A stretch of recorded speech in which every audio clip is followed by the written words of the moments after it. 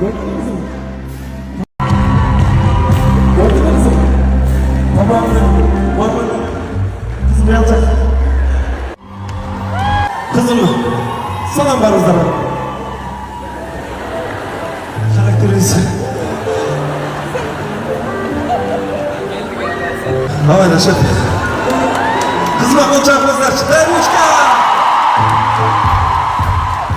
İlan döküldü.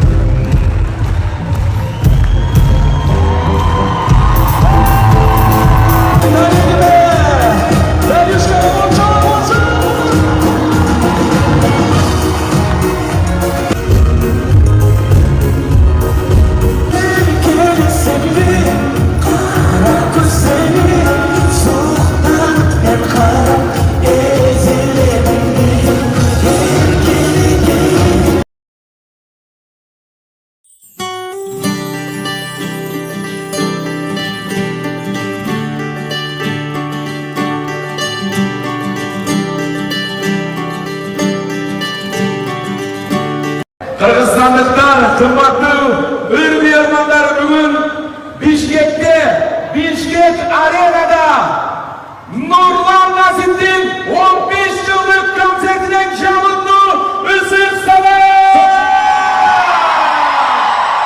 Bişkek varmasın!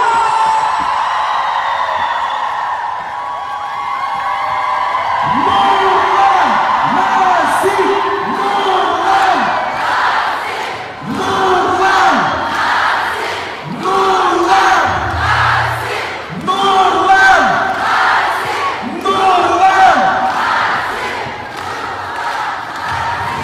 Gelelim.